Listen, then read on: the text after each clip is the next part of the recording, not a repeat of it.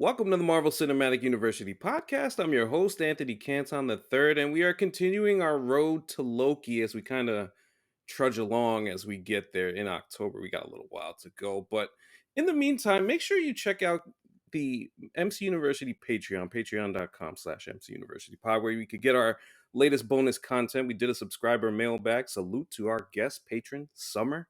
She joined us for a wonderful, rousing appearance, and if you are an Avenger tier member of the Patreon, which is $8, then you will have an opportunity to join us for a subscriber mailbag in the future. But I want to introduce first the super producer, Jake Christie. Jake Christie's in the house. Jake, how are you? I'm doing well. This is the second time I did the salute motion. I need another hand signal. and we do have a guest today. This actually feels like this should have happened a while ago, but I'm glad he's here now. He is I don't know what to call you these days, Mike. You're the EP of Meadowlark. What's happening there, Yeah, Mike Ryan Ruiz of the Lebitard Show.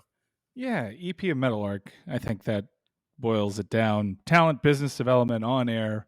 Still doing some EP stuff for Lebitard Show. Just EP ad hoc. Oh, there you go. There you go. Well, thank you for joining us. And I want to kick it off with this because I feel like every time I listen to the show and you end up talking about comic book film and streaming and television and the movies itself, I feel like you're always on the verge of getting into it deeper. So I want to ask, where does your fandom come from the comic book movie side? Being a child of divorce and turning to comic books. The when I grew up, this thing didn't exist. The smartphone, so we had to be creative with how we entertained ourselves. So I grew up in a pretty great time for comic books. There was old age meets new age. Characters were being reinvented. Illustrations were vivid for a 12-year-old. Let's just say that. Psylocke forever. Good show. You Good guys know show. you guys know what I'm getting at. I just love comic books. It's our American mythology, right? And I got really into it, and Batman '89 hit when I was 4 years old. It was hugely influential, made a big impact on me. I fell in love with all superheroes after that. So yeah, ever since then, I haven't quit. Wow. Jake, it's funny if you remember when we had Greg Cody on and he went through his vast comic book collection. I could never forget. Oh my goodness. It's just a reminder. Like I'm sure you probably talked to Greg about this before, but he showed us. It was just it was incredible stuff. His comic book collection, but nonetheless. So we've been having a lot of conversations on this show and actually on Meadowlark last week on the Meadowlarkers with Howard Bryant about the state of the MCU and everything that's kind of happening with comic book film, because it does feel like it's in a weird place. It's the weirdest place that it's been in a while. What have you made of? Because I know you've talked about the multiverse storyline not hitting for you. What have you seen lately with the MCU after Endgame specifically that has kind of turned you off of the medium, at least at this point? It's a mess. It's not just a mess to follow, it's a mess to watch. The color palette, it's all purple and gray, and it just looks like carbon copies of one another. It's not a joy to look at. There are very few practical effects. Everything's just this rushed blob of purple. And when the stories aren't hitting, and when there's very little originality to these things, and I'm sure maybe some in your audience might take exception to that, you start losing me. As a father of a 3-year-old, as someone that's very busy, and as a supporter of sports teams that went very deep in the playoffs, I have to be judicious with the time that I spend on things. And I've started to systematically cut certain aspects of the MCU out. If something is not good, I'm not going to see it through the way that I used to. I gave up on the Captain America series. I enjoyed She-Hulk. It was light enough. It was quick enough. Yeah. But that was borderline too. Shang-Chi I liked. Recently I saw Wakanda Forever. on an airplane as God intended, and I thought it was plagued by some of the same things that have been bothering me. The visual effects are just kind of lazy, but I think the biggest thing that made me check out is the first couple of phases had so much emotion attached to it. You felt the gravity of certain situations, and with multiverse and how they've totally leaned into it. And I'm just like you guys. I was excited at the prospect of it to see what all the possibilities, but it's really opened Pandora's box. There are no consequences. And when you dilute the consequences to the degree that they've had, the special sauce, the emotional connection that you had to characters isn't quite the same. And things like Guardians of the Galaxy becomes a little bit more diluted. It's a dilution of degrees because you just figure, well, I really love these characters, but I'm sure they can just bring them back, or there will be a prequel series, or I can still have these characters in my life and I can still buy their toys, and uh, Disney can still make millions upon millions off of their IP.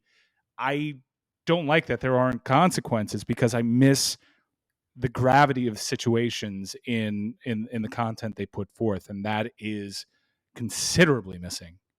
So I think what's interesting about that is I do feel the pandemic didn't help this, but I do think that the delays and the fact that you got the Jonathan Majors issue now, and also this Secret Wars thing that they're planning to do, we're not going to see till 2026 or 27. So if you're not a diehard, and if you're not just like in it the entire way, it's gonna be difficult to just wait, especially if they're diving into things like Captain America and the Thunderbolts and all these other things, and that's not including the Disney Plus shows, which we talked about last week. That I mean, Bob Iger even said it. That they've hit the saturation point with the shows. It's time to kind of consolidate and get back to the more efficient storytelling. The 7-8 projects a year, I just think it's just too difficult for any fan, even us to a degree, to absorb and be able to enjoy in the way that they were intended to.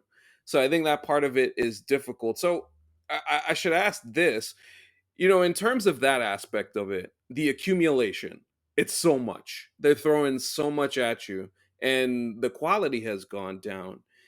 Is this something that is just here in the comic book movie verse, or is this just something that's happening in general from what you've seen in film and television?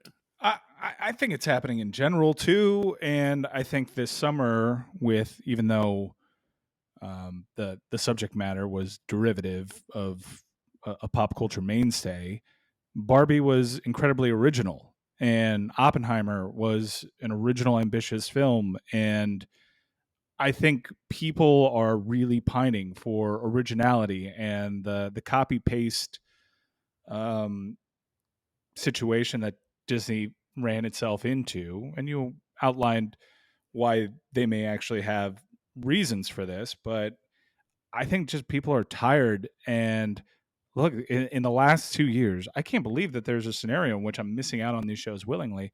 Moon Knight looked cool. I couldn't find the time for Moon Knight. Secret Invasion.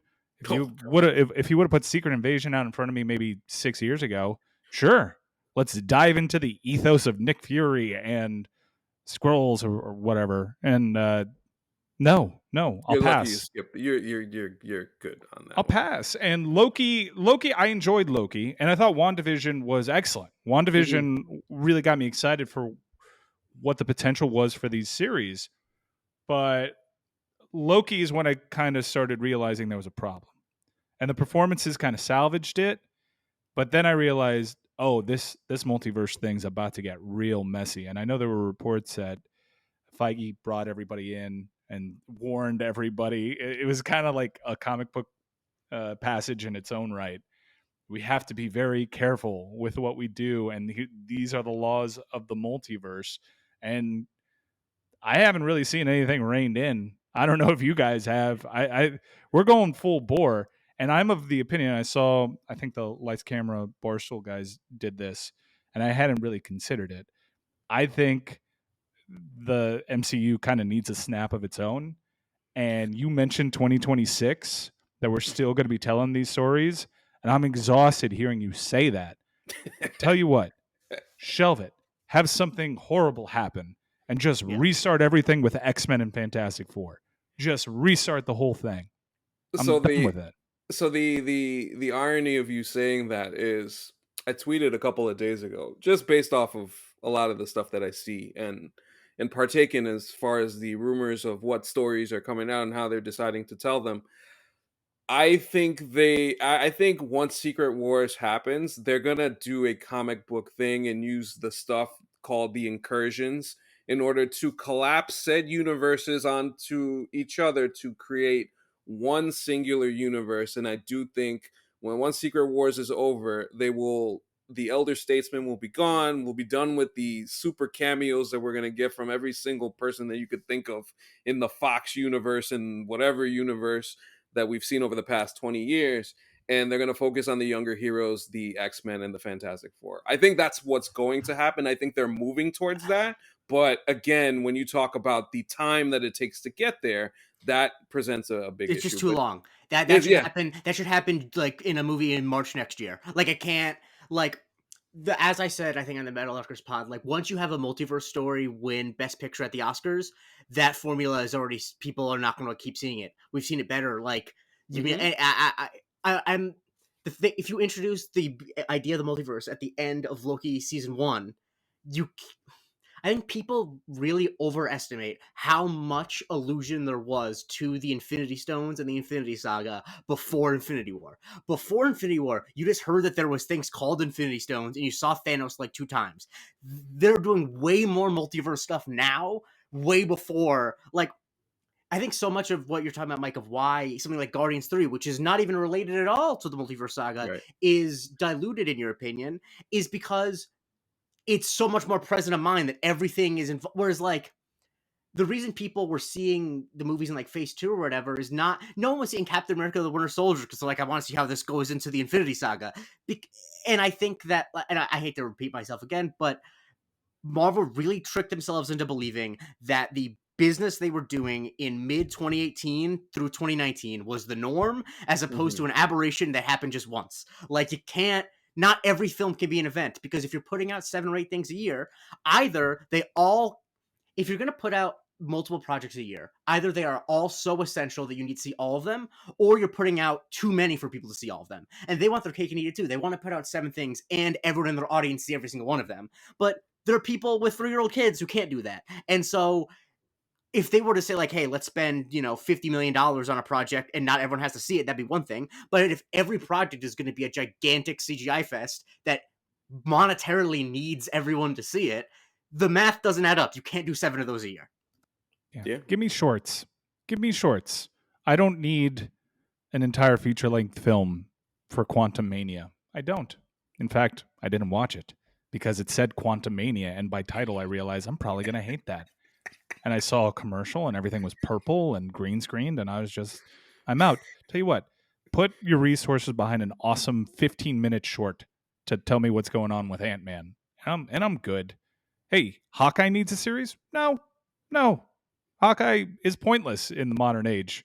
And they did well enough in the Avengers and made you care, but I don't need a series on Hawkeye. I really don't. Give me 15 minutes. Let me know what Hawkeye's up to. All right. And what I have to know for the next Avengers movie. They should do, this is the first time I've ever said this, they should take a page out of DC's book and realize right now they're riding a lemon. And if you look at the chart, there is no upward trajectory. They are riding a losing horse right now. They had winners. They killed off the winners. The winners aged.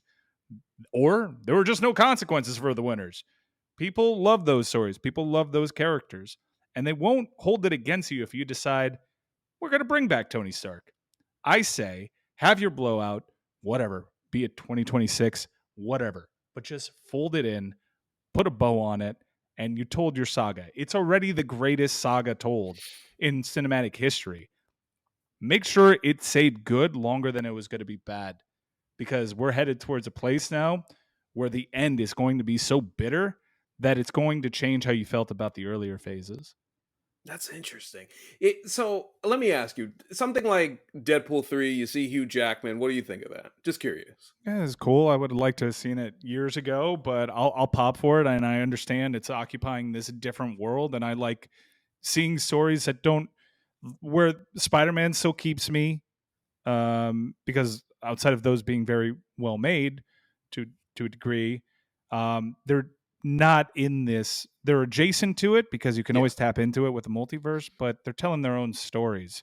And I understand that Deadpool will probably make fun of the multiverse, so you'll get extra points for that. It'll be a big nostalgia fest, and that's fine. That seems like a one-off. I don't really where Deadpool will lose me is if it's part of this huge, gigantic. We're going to keep older actors, but we're going to tell young stories, and we're going to kind of change what you know about it. No, this was a great time in comic book cinema. The time in comic book cinema.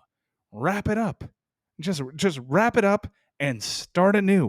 Start fresh. We don't need a different Iron Man altogether. It's Right. been 20 years. Just do it again. I've seen 7 Batmans in the last. I've seen 8 people play Bruce Wayne since I've been able to drink beer. Come on. We can do this. We can bind together. It's not impossible. Why are we so married to continuity when we have a multiverse hanging over our heads? Just Yeah. stop it. No, those are some really interesting points you raised. So you mentioned Spider-Man. So did No Way Home pop for you?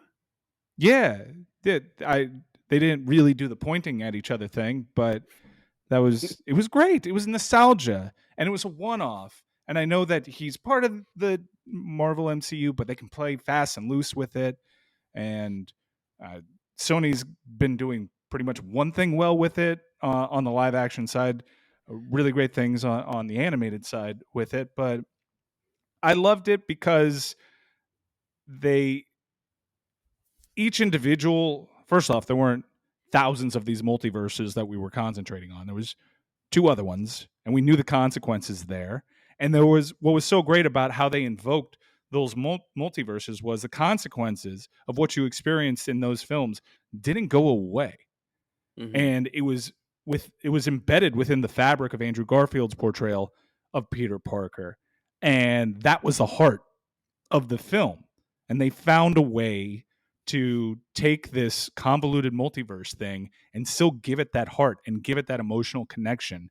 And I think with so many layers and so many stories, and quite frankly, so many superheroes that probably don't deserve to be put in front of the camera.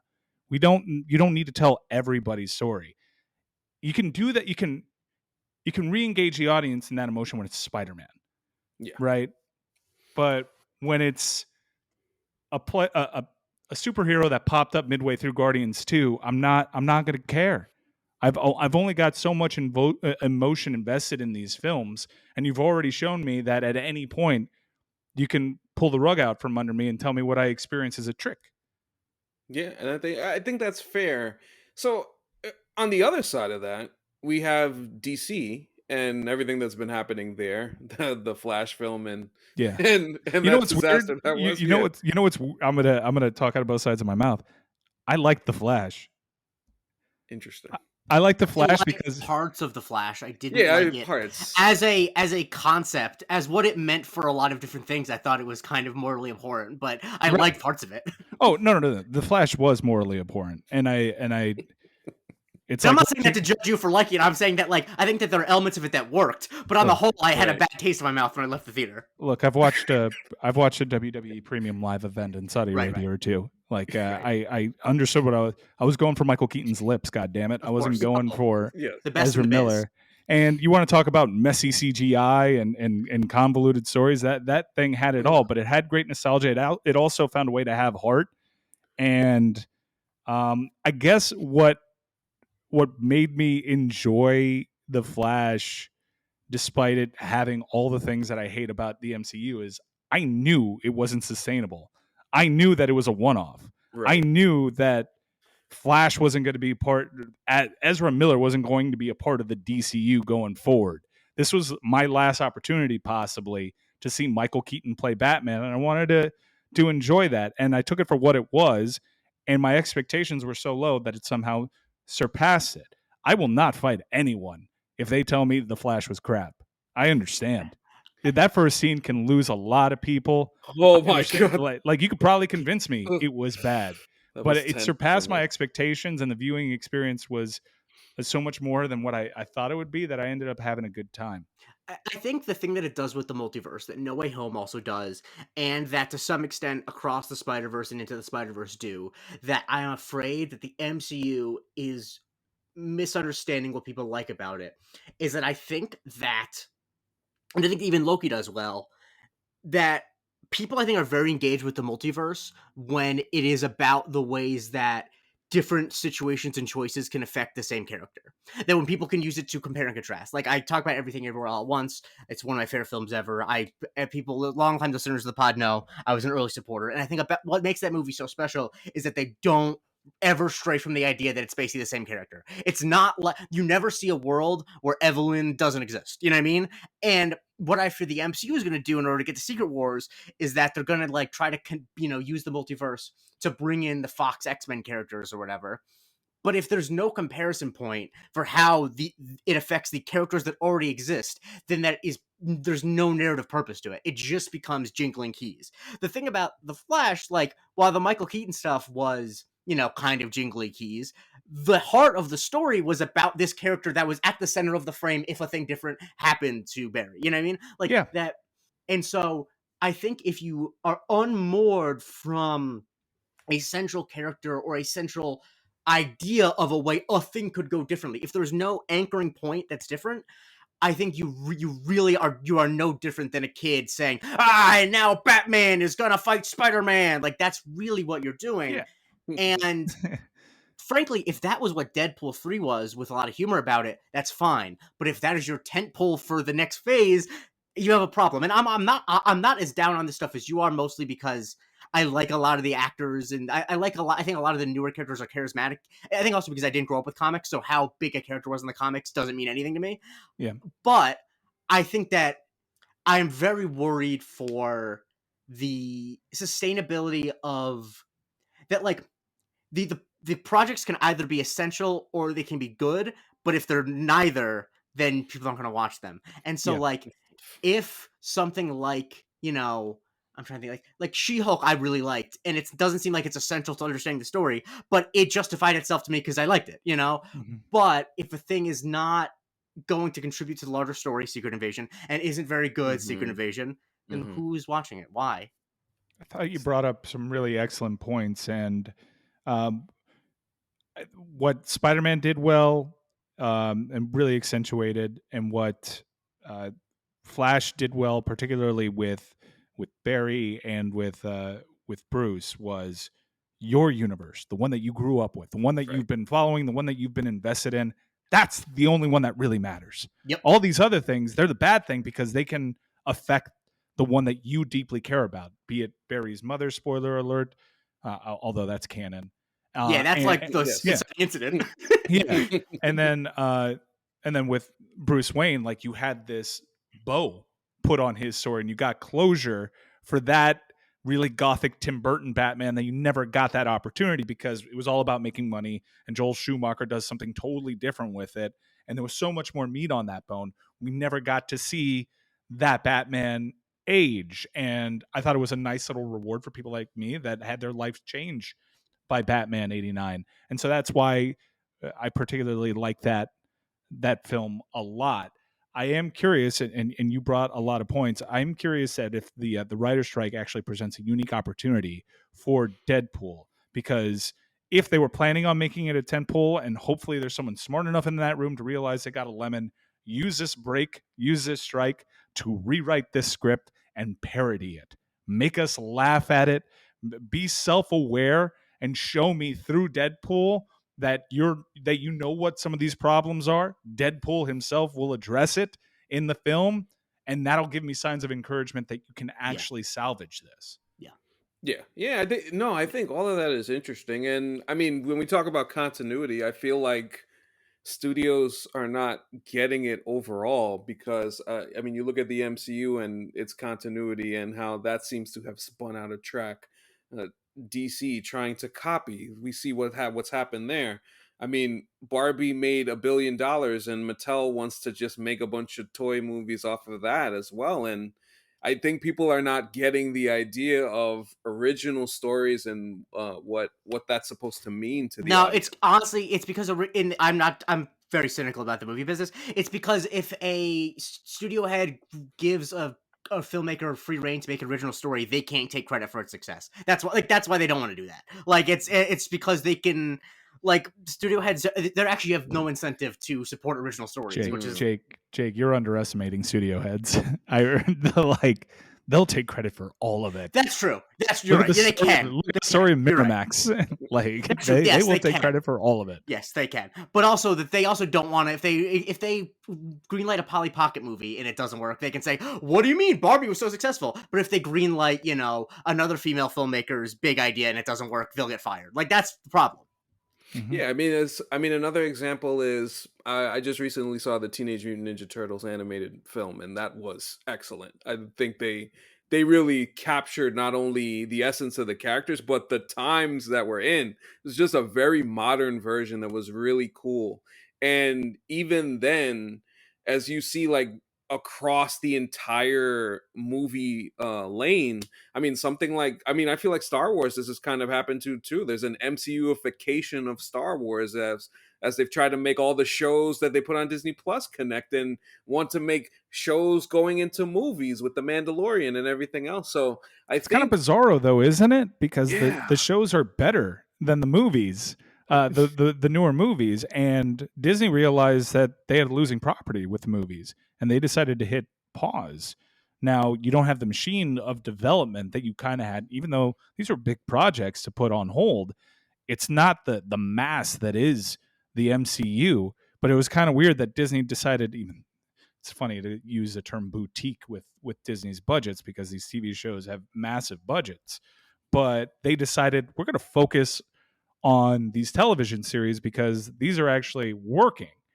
And I really wish that Disney would use the same kind of judgment on the movie side, and particularly it's also on the television side with these series. But just realize when you have bad things, just be self-aware. Where's the quality control? Yeah. Where's look as it's going to be it is a historic flop, The Flash. But the process was there. Someone had conviction. They had seen this man. They had every excuse. They had recent history to know that they could just lock movies in a vault. They had a problematic star, but someone went to the mat because quality control. They thought they had a really good movie on their hands. And to some they did, to some they didn't. For some, Ezra Miller was too much to overcome, and the competition was too much to overcome. But it was encouraging because people had their convictions. Yeah. I don't really think anyone's caring all that much. It's assembly line of just MCU and purple green screens and just I mean, the green visual screens are diarrhea. I think that more than anything, I don't think they'll ever do the thing you said with shorts, because I think that's under, obviously. But, like, give me a young upcoming filmmaker, give them $50 million, tell them take 10 characters that are too important off the board, say pick one of these characters and make a Werewolf by Night style short for $50 million. Yes. Because Werewolf by Night, I don't know if you watched it. It was a tiny thing made by Michael Giacchino, the composer. It was his first real major, like, film. Cost like, a couple dozen $1 million, which obviously is not nothing, but not a ton of effects, mostly practical. It looked great, and it didn't lose them any money. It didn't. I think you just get yourself in this trap, especially as we talk about this, that the good VFX people refuse to work with them because they put inexperienced filmmakers with VFX behind the camera, and then they micromanage every little thing, so the good people don't want to work with them, so everything looks like crap. And it's like, if the VFX are going to look like crap, I think that people, the superhero things are like big budget things. Then, well, something like Barbie, it's not just original. It's they built that whole fucking set. That was a real place that existed. There wasn't almost any CGI in it, and people can tell it just looks so much better. And I just wish that one Marvel if just one Marvel project shot on mostly location, and they didn't worry so much about trying to hide spoilers for everyone, because who really cares? if one project did that, I guarantee you it would show in the box office and that they would, but they're just so afraid from taking that risk. They're so afraid of building a set and not being able to change something at the last minute if, corporate says something. If anything, I think, and it's funny because after Endgame, it's like you hear that we're gonna try and take some swings with stuff. I thought WandaVision was a swing. You think Loki is kind of a swing. Secret Invasion, I thought was gonna be a swing, but they decided to be. It felt, Mike, honestly, so negligent, and it's what bothered me so much as I was watching it. Is that you try to present this as a real story, and it's nothing. It's just a vat of nothingness that we had fun doing the podcast for 6 weeks over it, but and kind of laughing at the malfeasance and everything going on with it. But otherwise, it's just like, what the hell? That was the first time as a fan I was ever actually frustrated with the MCU.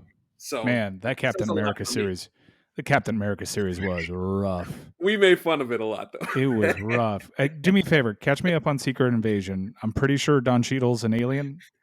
Is that it? Yes. Was he an alien the whole time? So unclear. Unclear. You would think that would be a question that they think would be important to answer, but no, they want to leave that up. See, this is what you're talking about. Was Terrence Howard an alien? Yeah, I mean, we joked because there's a long-running bit in our show, former co-host Jerome Chang saying that he once photoshopped an image of Terrence Howard as Rhodey with the caption "Let's get Thanos," and we joked that he's gonna wake up. It's gonna be Terrence Howard. Let's get Thanos, and it's like, how did no one realize that this isn't the same guy? But no, it looks like maybe since Civil War, which undercuts like 17 emotional beats, or maybe not because people didn't respond to that well. Once again, you probably should have had that answer when you made the show. And this was, by the way, Mike, said by the director of Secret Invasion, who, if you read the quote, it sounds like he believes that this is what this is.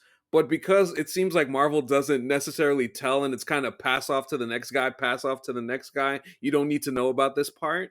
You don't really know for sure. So there were plenty of fans who, when they saw that, those quotes, were like, wait a minute, so when Rhodes is looking over Tony dying at Endgame, that's not Rose, that's just some green alien chick. I was just like, what? Okay, all right. So I should continue to skip. Should I see Moon Knight? I think Moon Knight. I think you'll enjoy Moon Knight because it actually is like it's completely disconnected from everything. Oh, yeah, stylistically, a lot of it is shot on really cool locations, and like there's a couple bad CGI moments, but a lot of the stuff looks like it looks good. Quantumania? Should I watch Quantumania? No, Quantumania looks like dog shit. It is the biggest. The fact that you have the complaints you do and you haven't seen Quantumania is very funny because it is everything you don't like. It is a CGI run amok. It looks, the fact that it costs like $75 million more than Barbie and looks 20% as good is really wild. Yeah. I mean, me and Jake were re-ranking the films the other day. We did not tell each other of our rankings, and we both ranked Quantumania as the third worst film in MCU history. Really? Yeah. I'm not. Yeah. You could tell me that Eternals is essentially a Tarantino film, and I'd still skip it. I don't care about those people. Yeah. You don't really need to. Do they matter? Do they matter? It doesn't seem like it because people didn't like the movie. I mean, yeah, they didn't like the movie. The only thing is they kind of wanted to sneak a Blade thing in there for that developmental hell that is the Blade movie. Is currently. Blade happening? Gun to my head, I say no. I'm going to put the bet down right now, August 17th, 2023. I don't think there's going to be a Blade movie. That's a hot Let's not forget, beyond a lot of things, yes. Mahershala Ali is like 10 years older than Wesley Snipes was when he stopped playing Blade. Like, I think we're really... but no, I think the thing about Eternals is, and I think that this is why, like, because I think I used to always bristle at the comment about characters that weren't important in the comics not needing to be on screen or whatever. Because the thing I always said is that Guardians of the Galaxy made a ton of money. And I think that characters who were not popular in the comics don't need to be on screen. But I think if you have a guy like James Gunn, who's a really passionate filmmaker who they want to use, and he says, I want to make a Guardians of the Galaxy movie, you say, absolutely. But if you have Academy Award-winning director Chloe Zhao coming to make a movie, you ask her, what do you want to make in your heart of hearts? Don't say, we need to make an Eternals movie, you make that. Because, like, I think that there are a lot of interesting visual ideas in Eternals. It probably is, like, the best looking movie they've done in a while, given that they shot on location. It does look great, yeah. But it's a shitty movie because they didn't have a good script for Eternals, and like I would just much rather of them said like, hey, everything we have, you are coming off an Oscar. What does your heart desire? But they're like, well, on the schedule, we have to do an Eternals movie. I mean, we have to. So, and like, they don't have to. They don't have to do anything. They should just do what people want to do at this point. What people want and what they've wanted. Look, it's been a long time since we've seen a good X-Men film. Mm-hmm. It really has. I don't want to bring back the Fox X-Men. I really don't. Bring back Q, and that worked, and that's good. We're fine with that. Bring back Storm. Don't bring back James Marsden. I want it, like, really, when you look back on it, we could have done that a lot better. It was a Bryan Singer enterprise, for heaven's sake. Like, yeah. Like, and I think we that, don't. I think also was playing Beast. What were we doing? I think people also really underestimate that the median age of an MCU fan is someone who was probably not born when the first X-Men movie came out. Like, a thing I always talk like that, like whenever I hear like Amon Villani, who played Miss Marvel, talk about, you know, her fandom of the MCU, she's like, yeah, I was like 8 when Iron Man came out. And I think that she is of course, because that adults are now that age. And so I think that they have a huge opportunity to, like, I'm actually worried with the fact that they're doing so much nostalgia stuff for the older X-Men, where it's like, you're doing nostalgia stuff with Hugh Jackman, yeah, people know that he was playing Logan forever, but like, if you're 22 years old right now, you don't give a shit about Halle Berry as Storm. No offense, Storm, but you don't care. Jansen, James Marsden, Jennifer Garner, who we have a report that she's in Deadpool 3 too. So that sounds like it's self-aware. Like, they'll make fun of how bad that was. Deadpool 3 is going to be very self-aware. I'm not worried about Deadpool 3's cameos. I'm worried about them going forward, where it's like, who is this for, other than like, because like, if you're making your movies for 40-year-old dudes who have like 3-year-olds who don't have time to keep up on this stuff, not that that's like an unimportant demographic, but that's not how you make billion-dollar movies. Like, it has to be interesting for the new generation. Like, yeah. I just wonder, like, what is a 17-year-old gonna get out of a Secret Wars, which is half characters that were popular before they said the ABCs. And it's Secret Wars without the characters that you'd want to see in Secret Wars. Yeah. Although I think Chris Evans will be back. I would bet. I think you're gonna get Evans. I think you're gonna get RDJ. I think you're gonna get Scarlet. I think you're getting all of them. Yeah, all of them. Scarlet. Ooh, I think Scarlet definitely is going to. I think that she's on the hook.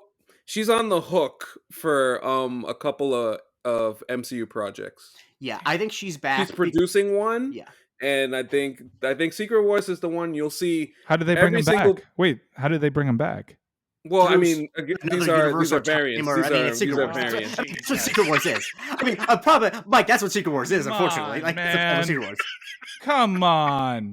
Yeah. I went to his funeral. Yeah, I know. The man was dead. Yeah. The man was dead. Exactly. I know. This is the problem. This is what we're talking about. Is he going to be 70 years old by then? I mean, probably. No, we can't. Guys, just fold it up. No one's going to watch the Marvels. No one's going to watch them. Which is unfortunate. I mean, I feel that it's a classic. There's a term that I've learned recently, because they're talking. I've heard it talked to with Blue Beetle, where it's called the glass cliff, where it's like, oh my god, we're doing a movie that's like directed by this minority or about this minority. Oh, when the franchise is dying. Sorry about that. Like, no one's gonna see Blue. It's like, oh, a first Latin American superhero. Oh, but the DCU's folded up, so sorry. It's tough. And Blue Beetle is this going to start the new DCU? Is this starting the new? James Gunn wants to make the character a part of it. He's already gone on record as of saying it. But that's the thing. If it doesn't make money, then and you then think it's going to be a bomb? Oh, Blue Beetle? Yeah. Blue Beetle's going to be one of the biggest bombs in history, honestly. It's probably going to make like it looks good. It looks all right. It sucks because like all the review. Well, I mean, you know, they did this with the Flash too, and we saw what happened with that. So you know, reviews aren't always everything that you need to kind of understand how a film's going to do. But I think the stink of the Flash and the stink of DC is not really going to change until James Gunn actually gets to put his until they make a Superman movie, right? Because they're throwing the Aquaman 2 thing out at the end of the year, and nobody wants to see that either. Wait, they're still doing, but well, I mean, that was in development before all this. I mean, this is actually already shot. Basically, yeah, this is like so we're all once again going to do the Flash thing, which is just like See, Mike, this is actually why I think that Marvel can't just do a full-on reset, because this is the problem it causes, that like you don't know what matters or what is what.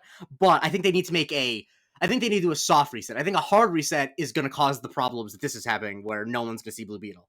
But I think if you do like, I think a big thing Marvel can do is, and I think this is the thing you used to do all the time in Hollywood, is like, what if we just stopped seeing characters and we didn't have to talk about it? What if a character that doesn't work, like, what if we just never hear from the Eternals again and we never mention it? Who cares? We don't need to. Mhm. We don't need to Yeah. mention it. Like, we don't need to have a big story. Like the middle Winslow child in Family Matters. Exactly. I think that people overestimate how much effort. in another multiverse. People overestimate how much effort was put into the continuity of the early Beauty. phases of the MCU. Like, just don't worry about it. Just tell the stories, and then like later on, worry about how the continuity works. Like, I'm just frustrated with all of it. How about this? Like Robert Downey Jr. just wakes up from sleep and just like, whoa, that was crazy. Poppy, where are we going? Like, and we're doing Iron Man 4. Awesome, cool. And all your friends are still here, and there's a secret invasion. Well, I thought it was a secret. How do you know about it? It's just an invasion now. And then people will be back. Come on, they got a lemon. It's bad. It's not good. It's not good. They need to recast Blade. I really wanted to see Blade, but to your point, Mahershala Ali is so much older than when he agreed to do it, and he was old when he agreed to do it. Yeah. People, I think age is a thing people don't realize with celebrities, that almost every celebrity becomes famous in their late 20s at the earliest. And so and especially if you're a celebrity, you're probably playing an 18-year-old at 27. So people think you're 18 years old when you're 27. And Mahershala Ali was a late bloomer. He didn't get his first Oscar until he was like 41. And I think people just really don't understand how old these people are. It's why I'm glad that I think that they're probably going to like have a swan song for Mark Ruffalo's Hulk in the next few years, because we don't need him to be in those pajamas when he's 70. And I don't know, I think that like, I just want them, because I think that I think I'm not as dour on the quality of the things I'm not as down on the possibility of the quality of the things, but I think like I've been saying, the answer is less overall planning, not more. Because if things aren't working and you're like, but we have to get to this destination, that's not how film franchises were never made this way. This is a really, really, really new phenomenon that you would announce what your sixth film was going to be. Yeah. And that's not, I would love and you nothing can see more than why Kevin it's not Feige. working anywhere else. I would love Kevin Feige just to say, you know what? With the Jonathan Major stuff, we don't really want to rely on Kang. With the multiverse story maybe is played out, we're actually going to pivot to doing a story about just like one incursion with the X-Men universe. Obviously, that's a little sloppy, but if they did that, that would give me faith that they recognize that they have an issue. Yeah, I think that's all fair. Quickly, Mike, before we go, this summer, so like we had Barbenheimer, but it's pretty incredible that we've had stuff like Fast X and Mission Impossible Dead Reckoning Part 1. And by the way, Dead Reckoning Part 1 I thought was awesome. It's Mission Impossible Part 7 Part 1. There you go. And you can't really grade Dead Reckoning at all until you see Part 2. That's why I haven't yet ranked it on my MI list. I was heartbroken to see that it lost $100 million at the box office. But that's just poor planning. That also is because, once because of Barbenheimer, but also a thing I have to always say whenever this is brought up, they were one of the only movies to pay their crew through COVID, so that's why I don't want to bash them if they paid their whole crew for like 6 months but they didn't work, and so I don't want to, I just want to throw that out there always. They would have lost a lot less money if they were like other productions which put people out of work, so I want to throw it there. But the larger point is, we've seen kind of this shift on what works and what doesn't in the industry. Where do you see it heading in terms of this now that we're starting to see all of this stuff not do as well? Polly Pocket. Einstein. That's where I would see an Einstein movie. I wouldn't see a Polly Pocket movie. I would see an Einstein movie. Walter Matthau played him once. You should check out. I think it's called IQ. Yeah. It's really not that good. No, people are just going to try to do that, and we'll amplify Saw Patrol and try to make that a thing. I think the beauty of Barbenheimer, it'll be studied and replicated, and it'll never be as good as it was that it was organic. Mm-hmm. And the second that they think they can manipulate the people because something was popular, it's how you get Morbius re-released 3 times. Mm-hmm. We tell you. Yeah. We tell you what what works and what doesn't. And we've been telling them for a while, be careful with this. The audience scores have dipped. The box office has dipped. We've been telling them with our consumerism. We've been telling them on social media, and they're not listening. And I really hope that the strike and the restructuring in all these places gives them the opportunity to realize this is bad. I used to be a Cleveland Browns fan, and for the longest time, I was just so fed up with the turnover, constant restarting, stopping, restarting, new coach, new quarterback, and because it stopped working for so long. And so with a coach named Hugh Jackson, when Jimmy Haslam decided, no matter what, we're going to see this thing through. We are going to have continuity. I don't care how bad the results are. We're going to stick it through. 1 win in 2 seasons. Classic. 1 win in 2 seasons. It's tough. And I think the MCU's probably had 1 win in 2 seasons.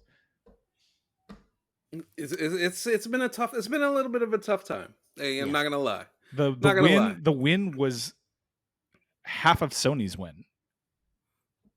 I would call Guardians 3 a win personally. Guardians 3 was a win. Guardians 3 was a win. So we do a show called Marvel Cinematic University, so I can't really. Oh yeah, that's fair. The Guardians of the Galaxy ride at Epcot was probably it's on the medal stand of wins that they've had. I mean, that ride fucking rules, so I'm not actually I don't feel that bad about. I mean, they got freaking Glenn Close to do a thing for the Guardians ride. I wouldn't want to. There's Conga, like come on. See, I haven't not yet. I wouldn't ride it. But I mean, you got bad back, so I wouldn't ride it. But, it's a very smooth ride. I guess it is. I'm always if I hear that I like messed up AC's back though, I can't live with myself. But no, and I think what the strike is revealing though, Mike, and I think that is different between other times of Hollywood excess, because a lot of people, and I think this is ultimately where it's going to go. It's going to be like the 70s, where studios are so like tired of bloated budgets from the 60s with all the big musicals and epics that they just let directors do whatever. I think it's going to take longer this time, because unlike in the past when it was like horrible executives who were bad to directors, etc., those people thought that they were doing it to make better movies. They were just idiots. Now, since Hollywood is so controlled by Wall Street, these people don't seem like they care even a little bit if the movies are good or not, which I think is you can tell from the strike. Like the quotes coming out of the strike are people who just literally don't understand that the creative quality is what makes Hollywood work. Yeah, and that's why I'm gravitating to studios like A24. Exactly. I will watch everything that A24 puts. Exactly. So I think that it's going to take a little longer, but I do think we're eventually going to get to a place where it is more, where you get years of, I think after Barbie, I think there will be some, maybe not the biggest studios, but some mid-tier studios that are like, you know what, fuck it. Let's give $75 million to this up-and-coming filmmaker to make their passion. Like something like Beau Was Afraid, which is a movie that did make a lot of money. I'm so happy that movie exists, because that's what we should be doing. Like, God, life is so short. Ari and Eggers are 2 geniuses of our time. Give them the Universal monsters. I would love nothing more than to stop doing the show. If I could stop doing the show because Hollywood decided to give $100 million budgets to original movies, I'd be a little bit mad that I have a little less supplementary income, but it would be worth it. You know, honestly, I'm excited for the Nosferatu from Robert Eggers. Did you see what the director of cinematography said? No, about how they're invoking 19th century paintings, and that's essentially it's going to be in color, but it's going to look like a 19th century painting as opposed to vivid 4K as we have. And with these big properties, which are obviously gonna exist, I think some of the reason why this Mutant Mayhem movie works is because, one, it costs $70 million. So even though it's not doing as well as they want to, it's not going to lose money, which is wonderful. And 2, Seth Rogen really seems to love the Ninja Turtles, and he wanted to make a Ninja Turtles movie. There wasn't some meeting where Seth Rogen came in and they said, we have all these properties. Which one of these do you want to do? Like, just give these properties to people who are interested in them, who have a take.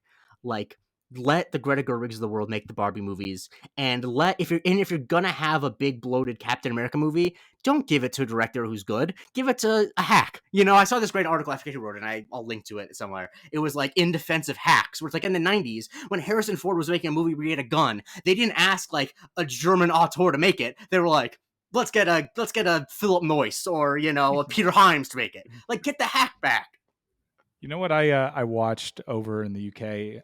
Not in the UK. I was watching BBC over in France. Mm-hmm. I was watching the Tom Cruise led vehicle of the Mummy, and I was reminded of the Monster cinematic universe, the Monsterverse, The Dark Universe is what you mean. the Dark Universe, and how Russell Crowe was Dr. Jekyll. Dr. Jekyll, and Yes, he he was was. like he was going to be like the Nick Fury of all these classic Universal monsters. And you know what Universal did? They said it sucked, and they moved, and they didn't put out any more.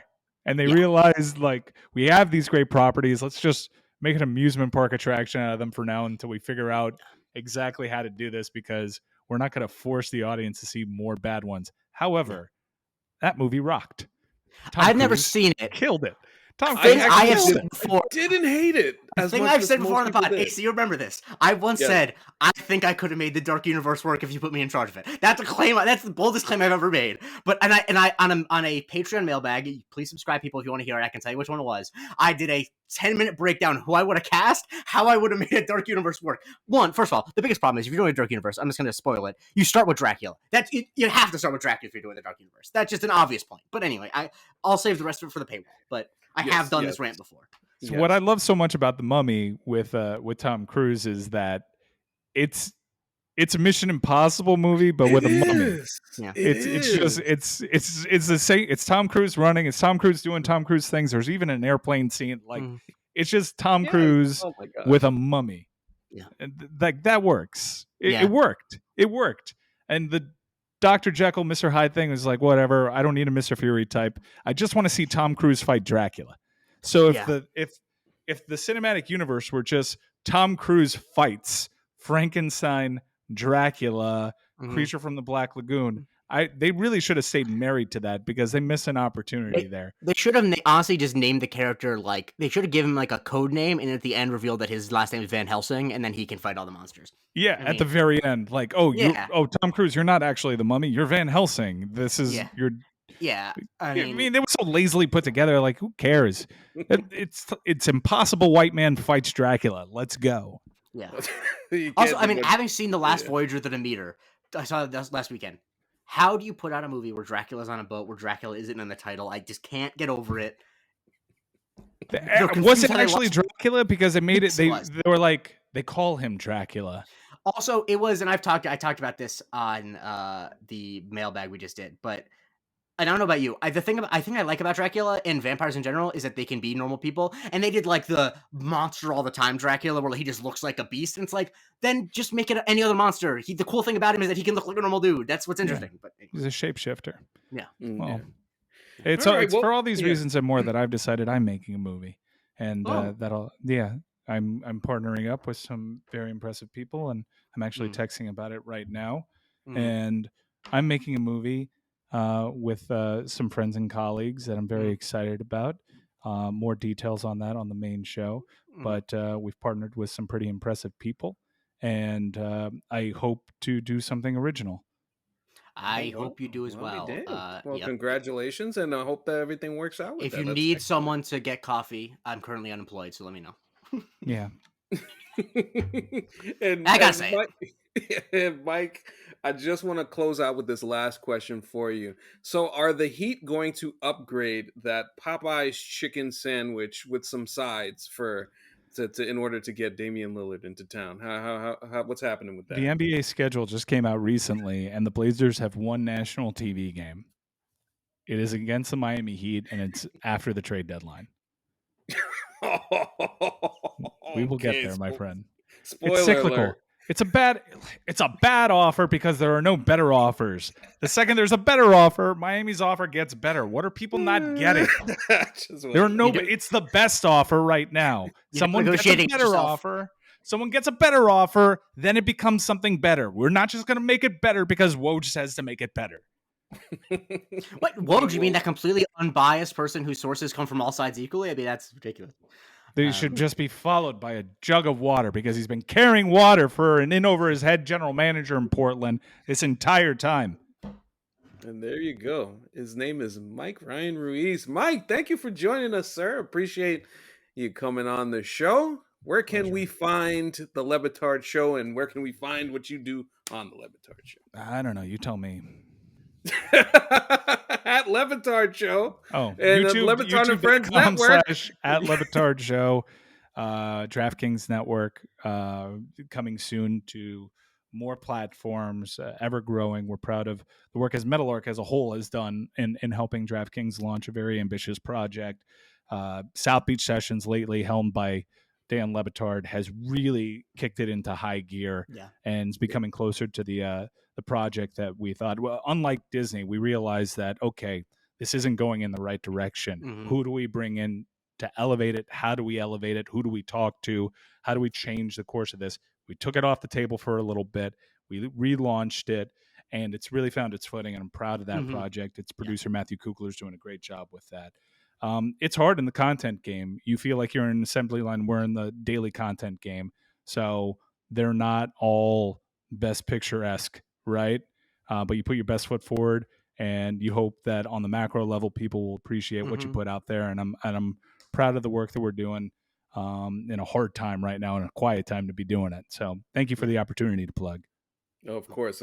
And thank you again. Jay Christie, where can we follow you, sir? You can follow me on Twitter at the Jay Christie. Listen to my other podcast, Love at First Psych, a psych rewatch podcast. And you listen to the show, And of course, you can follow me on the Twitter at AnthonyCanton_3. Follow the show at MC University Pod across all platforms. Subscribe to the YouTube channel. Shout out to Gene Schallenberg, who won the award of us paying for his The Marvels ticket in November. That's a prize? I just realized that I didn't That's realize the prize? Didn't realize that you were going to shit on that. Yeah, that should be second place. First place is you don't have to go. We are Marvel Cinematic University, Mike. What are you doing here? I mean, Jesus. But shout out to Gene and for subscribing to the YouTube. Appreciate everybody for continuing to subscribe to the YouTube. As the subscriptions go up, we'll do more contests along those lines and give out more prizes. That should be fun. And of course, patreon.com/MC University Pod. Appreciate everybody for listening, supporting, 5-star the pod on all platforms. For Mike Ryan and Jay Christie, I'm Anthony Canton III. This has been Marvel Cinematic University. We'll talk to you next time. It's Mahershala.